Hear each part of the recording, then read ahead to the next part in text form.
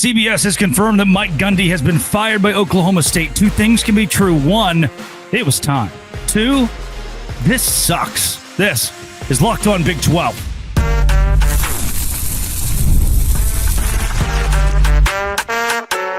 You are Locked On Big 12, your daily podcast on the Big 12 Conference. Part of the Locked On Podcast Network, your team every day. It is Tuesday, September 23rd of 2025, and Mike Gundy is no longer the head football coach at Oklahoma State. Welcome into Locked On Big 12. I'm Drake Toll from America's #1 Big 12 podcast, Locked On Big 12. Thank you for making this show your first listen every single day. This is not a bombshell this week. It's not a bombshell. September 23rd of 2025, Mike Gundy being fired from Oklahoma State is something that was expected this week. He just lost to Tulsa. But Mike Gundy is Oklahoma State football. Here is why this is so conflicting to me. I have become very close in the last couple of months with Coach Gary Patterson at TCU, who built the TCU football program, the legend. He's got a statue on campus, and I think one day Mike Gundy will have a statue on Oklahoma State's campus.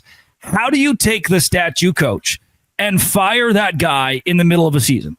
What is it worth to fire him in the middle of a season? Did Oklahoma State catch wind that G.J. Kinney at Texas State or Jeff Traylor at UTSA might get offers from Virginia Tech or UCLA? Was there an idea that the coaching candidate somewhere in here was going to a different location if Mike Gundy was not fired and Oklahoma State did not jump quickly? If that is the case, what level of disrespect that is to Mike Gundy? The guy who is Oklahoma State football, played quarterback there, was a legendary quarterback there. The 58-year-old went on to coach at Oklahoma State. He kept his tenure from 1990 to 1995 at Oklahoma State. Jumps around a little bit to build his career. Then from 01 to 2025, he's right back there as a Cowboy. 170 wins and 90 losses, 12-6 in bowl games.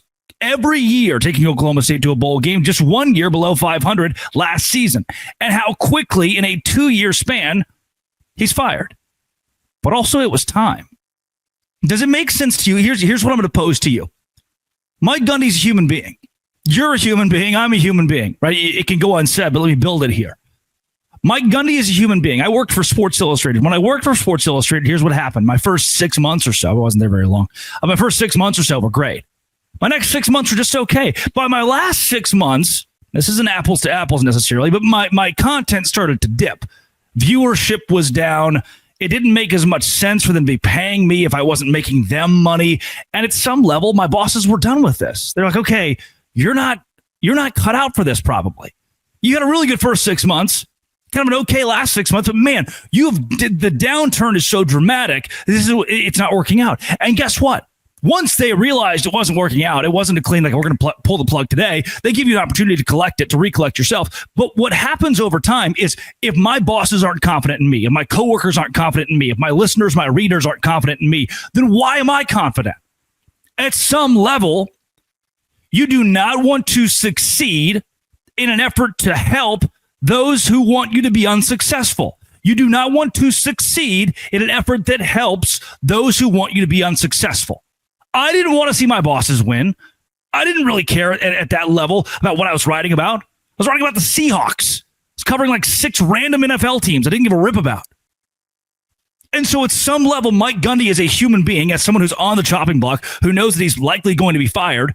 Why would you want to win for a president that's given up on you, for an AD that's given up on you, the lack of an AD that's given up on you, for a fan base that's given up on you as a person, for a team that effectively has given up on you? They lost to Tulsa. I don't care how bad of a football coach you are. You shouldn't be losing to Tulsa. And this is the same coach that was in the top 25 last season, last year. Teams go 3-9. Stuff like that happens. How did we erase so quickly?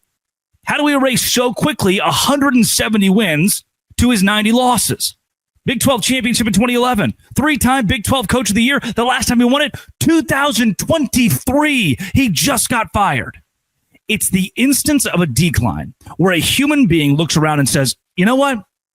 If you don't want me to win, and you don't want me to win, and you're my boss, and you're the one signing my paychecks, and the donors don't want me to win, and T. Boone Pickens, since he died, I've gotten little to no support from any of you people, then why would I want to win? Just let's be done. In talking with Mike Gundy at Big 12 Media Days this year, you could tell he's a guy who just feels alone. You know, if you don't have a support system cheering you on to try to right the ship, what's the point in righting the ship? Because he's a human being. He's a human at some level. Instead of, well, I've got to fight for my job. The cards are stacked so high against you. You say, look, what's the point? And you know who wins in this instant? You know who wins today? Mike Gundy, Oklahoma State fans, everyone, the donors, everyone wins. Mike Gundy gets to go home, go fish, go kill rattlesnakes, go hunt. And you, the fans, get to banter for the next 8 months about who your next football coach, hopefully not 8 months, but the next 4 months about who your next football coach is going to be, and banter the next 8 months on how we can do in season number 1. This is a guy who is the national coach of the year. This is a guy who's in the Oklahoma Sports Hall of Fame. He is the guy who will get a statue at Oklahoma State. In Gary Patterson fashion, it's like you understood, and by the way, TCU would go on to play in the national championship the following season. You understood this is a Hall of Famer. He'll come back and he'll get the orange jacket in a couple of years, and the fan base will love him. And on the one hand, I wish that guy who built the powerhouse, what if I worked for Locked On Big 12 for 20 years, right? And year 21 and 22 just have bad viewership, and bam, I'm canned. Like, well, you built 20 years of a massive product. And one day we'll honor you, but we're going to fire you in the middle of a season. That would suck. We're going to fire you from what you built. That would suck. But I just feel bad for him. He was a man dejected at Big 12 Media Days. I asked him about entitlement. He said, man, it's just different than it used to be. The players are different than they used to be. The NIL has changed the game for the negative. He was asking for players to be employees for some sort of help, and he doesn't feel like Oklahoma State is giving him that help financially. And if he's that alone, and if he has no infrastructure for the Cowboys, and the Cowboys won't give him infrastructure because they don't think he's the guy, great. This is the best move possible for Mike Gundy. And I hope he takes that buyout. I hope he sits his ass in the sand on the ocean, looks into the deep blue abyss, and says, this pina colada tastes good. That's what I hope. And I hope even at the equivalency of that, I hope that G.J. Kinney walks into Stillwater, Oklahoma, and wins 10 games next year. Both of those things would rock. Mike Gundy, ass in sand. G.J. Kinney, ring in hand. That's got a good little je ne sais quoi to it, doesn't it? This really does suck for 2023 Big 12 Coach of the Year, Mike Gundy. Or it doesn't suck that much for September 23rd, 2025, Mike Gundy. Don't have to worry about it the rest of this year. Some beach somewhere. Tequila makes her close 5 o'clock somewhere. He's got a big booty mix of country legends on right now. I don't live Friday. He's probably going to go golf tomorrow. All right, great. And Oklahoma State can get to winning. I don't mind this at all. Congrats to everybody involved. Congrats to Oklahoma State fans. This has been, it always will be, Locked On. Thanks for making it your first listen every single day. It's an emergency episode, by the way. Thanks for hanging around. Hanging around? Yeah, why not? Hanging around with me. Locked On Big 12. Today's episode is brought to you by Square. You go down to that local Island DAC. It's where Mike Gundy is right now, the Island Daiquiri on Wilmington Island. Mike, when you're listening to this, you got a free spot. I got a guest bedroom. Come hang out. Bring the missus. Bring the family.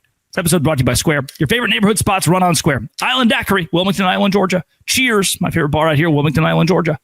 Whole neighborhood thrives on those, and they thrive on Square. Kind of place where you walk in, they all know your name. Square is a proud partner of more than 4 million neighborhood businesses around the world. Go to square.com/go/LockedOnCollege to learn more. But before you do, go support your favorite neighborhood spot. You'll be happy you did. Square, see you in the neighborhood. Today's show is also brought to you by, that's right, Game Time. I'm going to see Tyler Childers in a couple weeks. Why? Because I am maybe the biggest.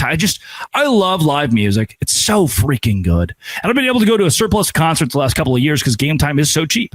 And with college football being back, also cheap. I use Game Time, the app that gives you advantages and gives you advantages back to fans. Easiest way to score last-minute tickets to the best prices with no surprise fees. What you see is what you pay. Pull up Game Time, couple taps, bam. Go see your favorite college football team for as low as $25. So take the guesswork out of buying college football tickets with Game Time. Download the Game Time app, create an account, use code LOCKEDONCollege, $20 off your first purchase. Terms apply again. Promo code LOCKEDONCollege for $20 off. Swipe, tap, ticket, go. Download Game Time. Do it today. Game Time. It's all love, Mike. I hope that sand is hot still. That's mid-September. You can find the right spot. Dios te grande.